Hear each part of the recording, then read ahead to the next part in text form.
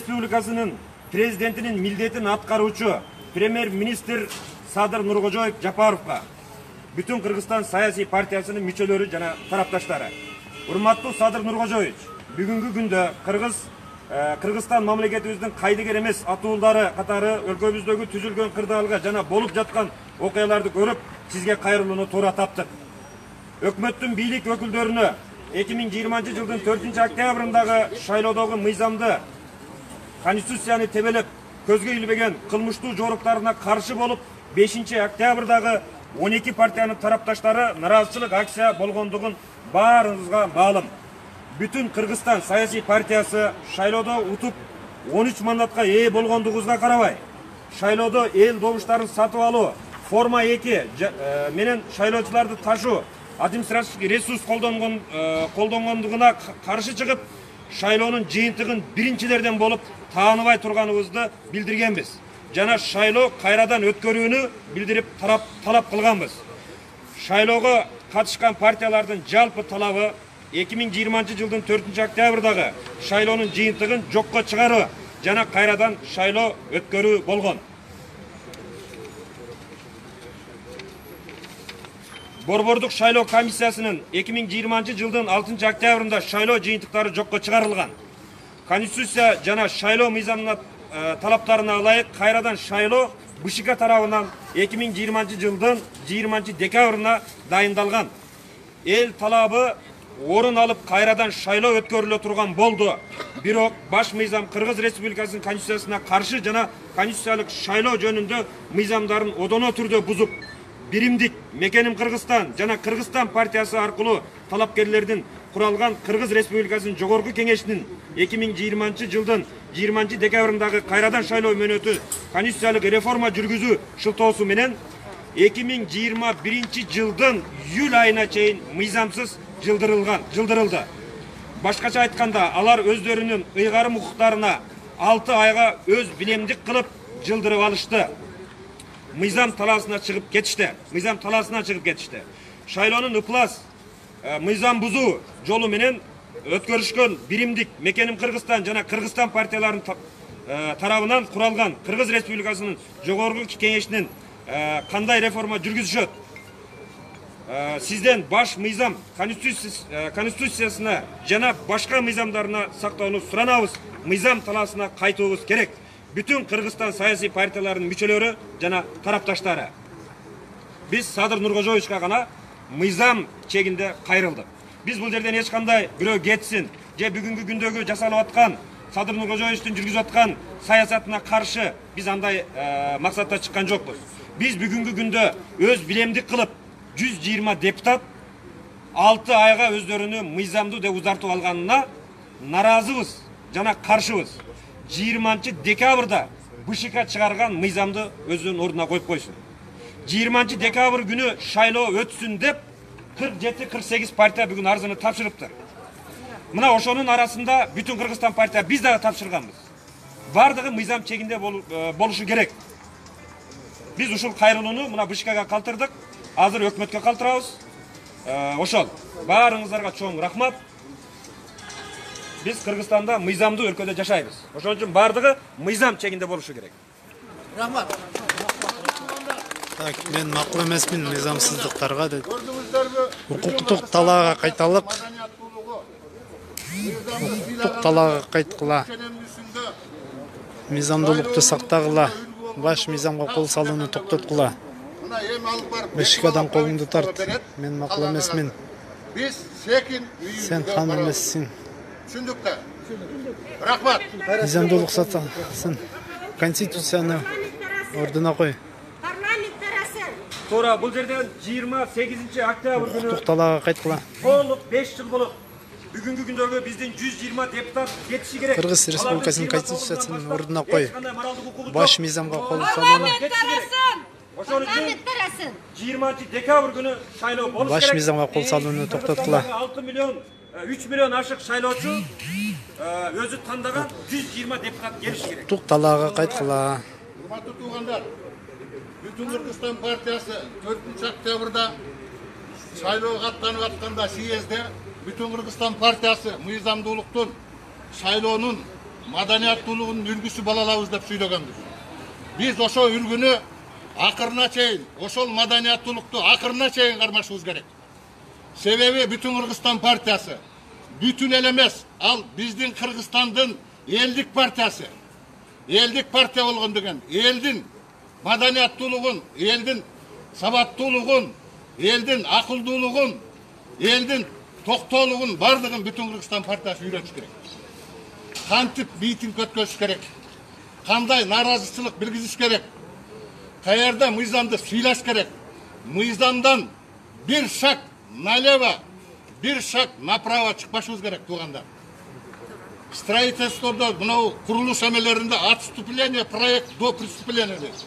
Мыйзамды, укукту бузган киши ал преступленияга кетип аткан киши болот. Ошон үчүн биз бүгүн нааразычылыктын үлгүсүн көрсөттүк деп эсептейбиз. Келгениңиздерге чоң рахмат. Жолуңуздар ак болсун, ишиңиздерде ийгилик болсун. Дагы биз бүтүн Кыргызстан партиянын 100 миң деген, 200 миң деген колдоочулары бүгүн жалпы баары Бишкекке келүүнү бардыгы суранды. Бирок биз пандемияны эске алып, бүгүнкү күндө ошон үчүн биз бул жерге көп адамдарды өзүбүз артка кайтардык. Бүтүн Кыргызстан партиянын артында дагы колдоочулары бар, эли бар. Ошон үчүн ар кимиси өз жерлерине чыгып атат. Биз аларга да каршы эмеспиз. Бул жерде мыйзам бузуу жок. Биздики болгону кайрылуу, тынчтык акция. Ошон үчүн башка жанагы 48 партия бүгүн мына бул жерге арыз таштаптыр. Мен ойлойм, алар эгерде бир бүгүнкү жүргүзүлүп аткан немеге каршы же бир башкача сөздөрдү чыгарган болсо, алар бизден эмес. Алар өздөрүнүн партиясынын атынан өздөрү сүйлөйт. Биз бүгүн бүтүн Кыргызстан партия жөнүндө мына Жолдош ака кеңири кенен айтып берди. Келгениңиздерге баарыңыздарга чоң рахмат. Баарыбыз мыйзам чегинде, мыйзамдуу өлкөдө жашаганыбызды көргөзүп, мына маданияттуу жол менен келдик. Маданияттуу жол менен баарыбыз азыр тарап кетебиз. Урматтуу туугандар, кече бир кайрылуу жасап, бир передачасын биздин лидер Адакан Кимсанбаев уктуңуздар. Ошондо бир жакшы пример келтирди. Ахилестин баатырлыгынын 3000 жылдык жазуусу кандай болуп бүтүш керек эле деп. Ошол нерсени эстен чыгарбаңыздар. Ол Адакан Кимсанбаевдин айткан ошол сөзүндө чоң философия жатат. Ал киши айтты, бул жеңилүү эмес деди. Бул сабыр. Бул сабыр. Биз бүгүн жеңилген жокпуз, жолосу уткан жокпуз, же уттук деп айткан жокпуз. Бизде сабыр болуш керек. Сабырдын түбү сары алтын дейт, ошондо мыйзамдуулук орнойт. Сабыр менен мыйзамдуулукка барышыбыз керек. Рахмат. Рахмат баарыңыздарга. Парламент тарасын. Дагы сүйлөй турган эжелер болсо, айтыңыздар, сүйлөңүздөр. Мынакей бүтүн Кыргызстан саясий партиясында тарапташтары бардык 7 область, бардык региондордон келебиз деп жолго чыгып аттанып калган жерден биз жогоруда Турсунбай айтып кеткендей бүгүнкү пандемияны эске алып, ар бирин өз айылында, өз районунда, өз областында кайрылуу жасап турууну туура көрдүк, токтоттук, аркага кайтардык.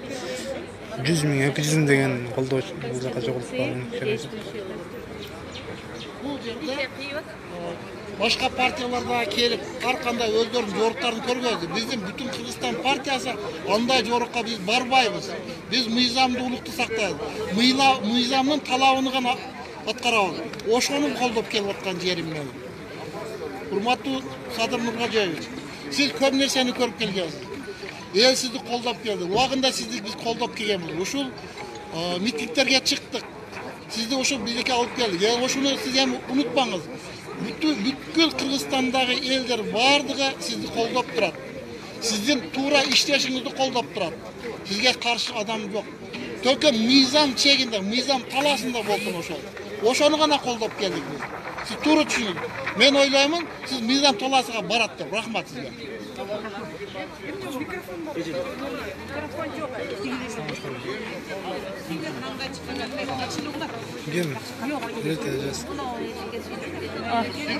Бүгүнкү митинг бул Борбордук шайлоо комиссиянын жарыя кылган 20 декабрда шайлоо өтсүн деген маселеси боюнча.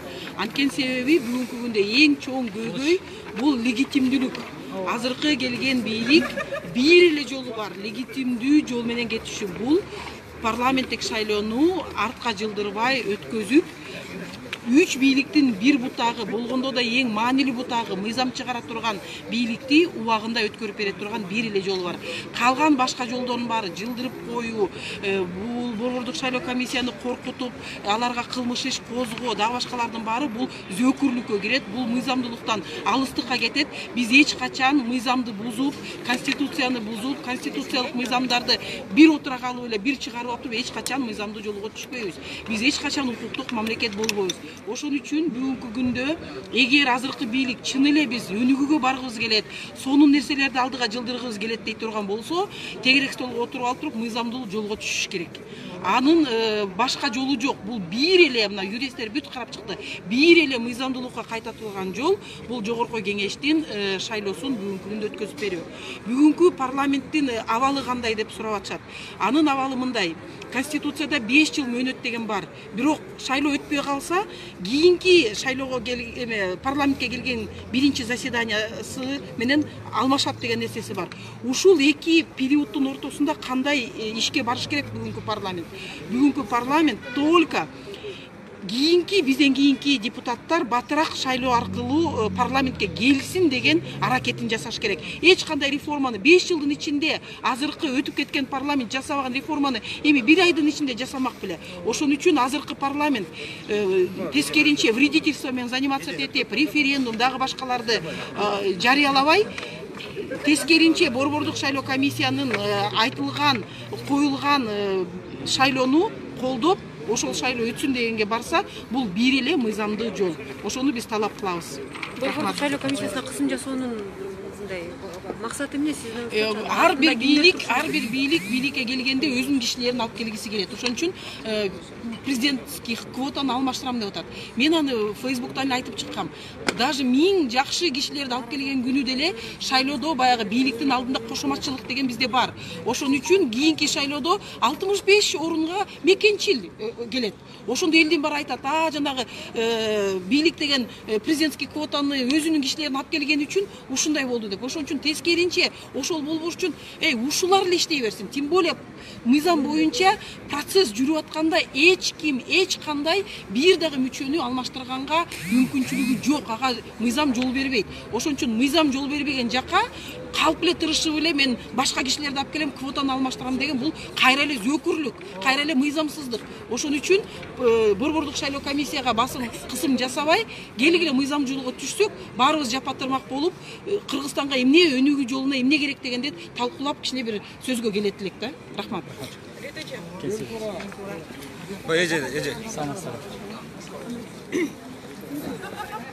Бүгүнкү митинг эми бул нааразычылык митинг болуп атат, акция деп айтсак болот. Анткени бул жерде чогулгандардын баары мыйзамда көрсөтүлгөндөй 20 декабрда борбордук шайлоо комиссия дайындагандай 20 декабрда сөзсүз түрдө жогорку кеңешке шайлоо өтүш керек. Анан биз айтып атпайбызбы, мыйзам бузулуп атат депчи. Бул жерде баягы мыйзам бузулуп атат деген түшүнүк, бул адилеттүүлүк бузулуп атат жана көп нерсенин маңызы бузулуп атат да. Мына шайлоо эмнеге керек? Шайлоо эмнеге керек? Шайлоо жол менен эл өкүлдөрү бир чакырылыш болуп келип 5 жыл элге кызмат кылып иштеп бериш керек. Туурабы? Ошон үчүн биз баарыбыз партиялар шайлоого аттандык. Бирок тилекке каршы шайлоо бурмаланып, булганып, шайлоонун жыйынтыктары таанылган жок. Шайлоо жараксыз болуп калды. Ошо менен шайлоо өзүнүн баягы немесине жетпей калды да, максатына жетпей калды. Жогорку кеңеш шайланбай калды. Жаңы жогорку кеңеш шайланбай калды. Ошол негизинен борбордук шайлоо комиссия айтып атат. Эми кандай болбосун жаңы жогорку кеңеш келиш керек да. Мурунку жогорку кеңештин мөөнөтү бүтүп атпайбы? Жаңы жогорку кеңеш келиш керек. Шайлоону кайтадан өткөрөлү деп атат. Бирок бул жаңы шайлоо эмес. Бул жанагы болуп аткан шайлоонун эле уландысы. Жараксыз болуп калган шайлоонун эле уландысы. Ошону улап кыска мөөнөттө мына 20 декабрга коюп берди. Анан буга бийлик эмнеге каршы чыгып атканы, азыркы келген бийлик эмнеге каршы чыгып атканы мага мисалы түшүнүксүз да. Биринчиден, жанагы жабылып чыккан эл, 5-октябрда жабылып чыккан эл бийликти алмаштыра турган максаты жок болчу. Биз анда шайлоонун жыйынтыгын жараксыз кылып таап бергиле. Кайрадан шайлоо дайындагыла деген талап менен чыкканбыз. Анан эми ар кандай болуп кетти, мындай көп калың эл чогулганда ар кандай тобокелчиликтер боло берет экен, мейли. Бийлик, жаңы бийлик шайланып келди. Бирок ошол элдин толкунунда келген бийлик элди угуш керекпи? Анан эл айтат.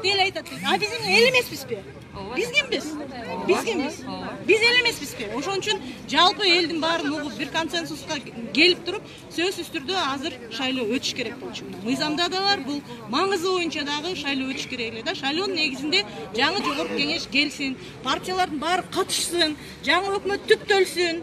Андан кийин жаңы конституция керекпи бизге, керек эмеспи деген маселе ошол жерде көтөрүлүш керек. Анан ошол жерден ооба бизге жаңы баш мыйзам керек дей турган болсок, анда жаңы кеңеш, жаңы жогорку кеңеш иштесин ошонун үстүндө. Анан азыр айтып атат, жок биз мыйзам немени токтотуп турабыз шайлоону. Шайлоонун ордуна биз азыр жаңы баш мыйзамды кабыл алабыз дейт. Ким кабыл алат аны? Ким?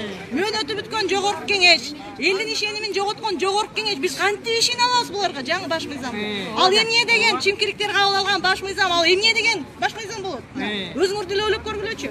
Биз ошондой баш мыйзам менен кантип жашайбыз? Кантип жашайбыз? Ошон үчүн сөзсүз түрдө азыр эл ишенген адамдар жаңы чакырылышка келиш керек дагы. Мына ошолор эгерде эл чын эле жарабайт экен бул баш мыйзамыңар десе, анда иштеп чыгалы, референдумга чыгаралы, бир эмес 2 вариантын чыгаралы, 3 вариантын чыгаралы, тандоо болсун элде. Ошол себептен биз мыйзам бузулуп атат дегенибиз, бул жерде адилеттүүлүк бузулуп атат. Адилеттүүлүк бузулуп атат. Шайлоонун маңызы, эл өкүлчүлүктүн маңызы бузулуп атат. Баш мыйзамдын маңызы бузулуп атат. Мына ошол нерселерди туура түшүндүрүп коюш керек да элгечи. Айтсаң эле сөгүп атпайбыз тарапташтарычы, кандай гана сөздөр менен, булганыч сөздөр менен сөгүп, шондок бир немелерди айтып, каргаганга чейин барып атышат да. Мына ушундай болуп, мына азыр ар кандай баягы неменин арасында, адамдардын арасында мындай каршылаш, чатак чыгып атат да. Ошондуктан бир консенсуска келели, шайлоо болсун, атаандаштык болсун. Ошондо анан жеңип келген партия көпчүлүк мандатты алсын, мекенчил алсын 65 мандатты. Өздөрүнүн өкмөтүн түптөсүн, жаңы конституцияны сунуштансын элге. Мына биздин бир долбоорубуз бар эле. Анан бир эле адам азыр мен жазган сонун бир мыйзамым бар эле, баш мыйзамым. Ушуну кабыл алып бергиле деп, азыркы чимкириктерди буга чейин Атамбаев, Жээнбеков кандай кылып пайдаланып келсе, мына ушуларды дагы деле ошондой кылып пайдаланат да. Бул жана колдоо психологиядагы эл өкүлдөрү мына азыр дагы элге каршы иштеп атат. Булар анык эл душманы болуп калды да. Каршы иштеп атат. Ошон үчүн биз макул эмеспиз. Биз каршыбыз. Каршыбыз бар. Парламент таркалсын.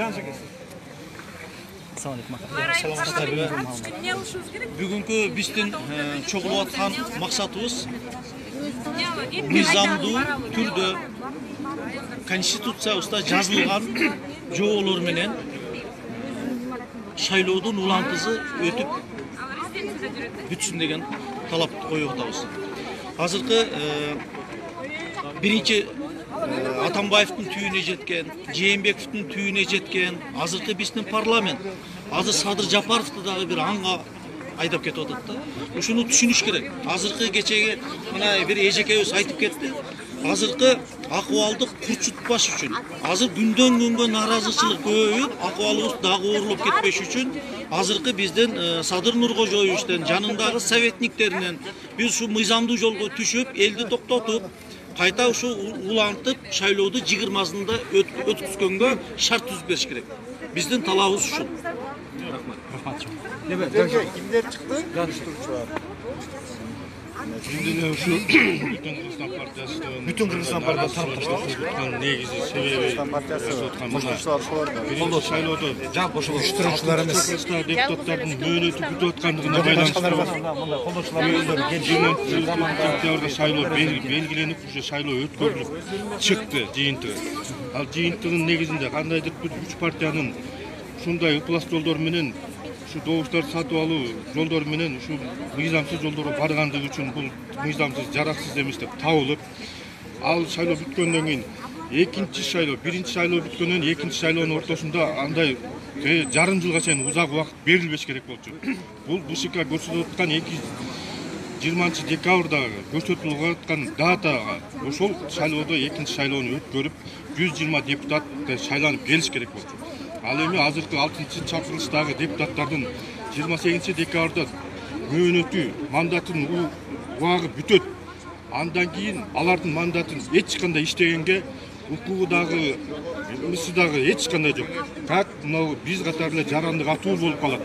Ошондуктан 26-чыктыштагы депутаттар, силер өзүңөрдү ойлонуп, мөөнөтүңөрдү бүтүп атканын сезгиле. И как мына жерде 6 миллион эл ар бири келип да биз конституцияны оңдогонго акыбыз бар деп туруп бара берет. Силер ошол катары эле болуп каласыңар. Ошон үчүн эсиңерге келип 28 октябрдан кийин мандатыңар бүткөндөн кийин кеткиле. Жакшынакы болуп кеткиле. Андан кийинки шайлоонун мыйзам талаасында 20 декабрда ВШКнын көрсөткөн сунушу менен шайлоону өткөрөлү. Урматтуу Садыр Нуркожоевич, айланаңыздагы өтө начар адамдар курчап алды. Сизди дагы ошол адамдар анга түртүүшү мүмкүн. Ошондуктан өтө мындай сергектик мамиле менен сиз дагы жакшы мыйзам талаасына катышыңызды каалайм. Чоң рахмат. Бүгүнкү күндө болуп аткан жалпы мыйзамсыздык боюнча, конституциянын статьялары боюнча айтып өтүшүп негизинен алып караганда жалпы биз азыркы учурда иштеп аткан 6-чы депутаттары 5 жыл кыйратпаган эл үчүн кызмат кылган кызматын 5 айда кылалы. Ошол эле бизге логика да. Кыргызга 1991 жылы бир шанс болгон болсо, жалпы эл суверенитетке жетип, өз алдынча мамлекетти түптөөгө. Мына 2020 жылдын 5 октябрында бул дагы бир мүмкүнчүлүк болду. Ал мүмкүнчүлүккө учурда болуп аткан саясий кырдаал, учурда 5-чакырылыштын депутаттары кабыл алган жалпы мыйзам шайлоонун өтүшүн артка жылдыруу бул 6-чакырылыштын депутаттарын чыгарган мыйзамы шайлоону артка жылдыруу, азыркы бийликтин чыгарган чечимдери жалпы элдин үмүтүн четке кагып атат. Азыр бардык кылдын учунда турат. Бардыгы эң таза шайлоо өткөнгө көздөр чачырап турат. Азыркы учурда өтө турган шайлоо элдин көдөнүндө, элдин мүдөөсүндө боло турган шайлоо болот. А эгер 6 ай, балким 6 айдан нары жыла турган болсо, бийлик өзүн жалпы тармактарга бекемдеп алып, өзүнүн административдик күчтөрүн, ресурстарын пайдаланганга өтөт. Ал учурда эч кимде калыстык шайлоо болот деген ишеним калбай калат. Ошондуктан биз бардыгыбыз талап кылабыз. 20 декабрда шайлоо өзүнүн убактысы менен мыйзамда каралгандай, мыйзамдын чеги менен, мыйзамдын талаасында өтүүсүн талап кылабыз биз. Орус Маматұлы Бексултан.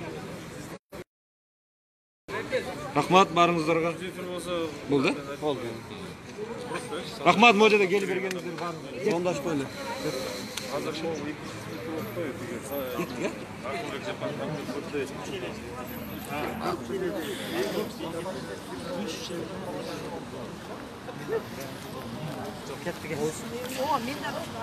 Жалпы Facebook колдонуучулар, биз бул жерден эч кандай мыйзам бузуу же бирөөнү кетсин же мындай нерседен алыспыз. Биз болгону 20 декабрда шайлоо өтсүн деген гана талап менен бүгүн чыктык. Бүгүнкү жасалып аткан ошол 6 айдан кийинкиге деп бекиткен дагы кайра эле ошол азыркы 120 депутаттын отурганы муну 28 декабрдан кийин булардын мөөнөтү бүтөт. Булар мөөнөт бүткөндөн кийин ким болот? Булар мыйзамсыз эл өкүлү болот. Ошон үчүн бүгүн Кыргыздын учу кур эмес. 6 миллион эл күтүп отурат. 3 миллион ашык шайлоочу күтүп отурат. Ошон үчүн муну мен ойлойм Садыр Нуркожоевич бул жерден туура так чечим чыгарат болушу керек. Эл тандайт, элдин тандоосунан, элдин элегинен өтүп келген 120 депутат менен, жаңы команда менен иш алып барып, андан кийин президенттик шайлоону дагы өзүнүн убагында мөөнөтүндө өткөрүп, мен Садыр Нуркожоевичти Кыргызстандын тарыхында аябагандай бир алтын тамга менен жазылып калышына мен чынында тилектешмин.